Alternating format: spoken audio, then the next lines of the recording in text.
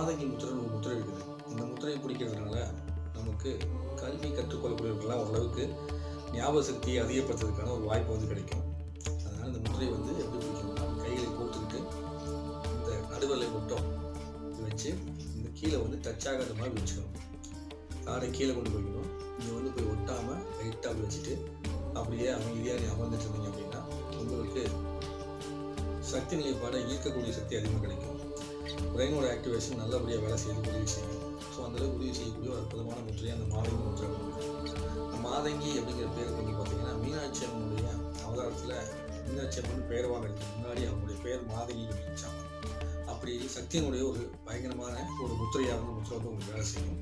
so இந்த மாதங்கி முத்திரையை படிக்கக்கூடியவங்க படிக்காதவங்க எல்லாருமே பயன்படுத்த பலவிதமான நன்மைகளை வந்து பார்த்தோம்னா மிகப்பெரிய லெவலில் உங்களுக்கு குரல் வளம் எல்லாமே சிறப்பாக வந்து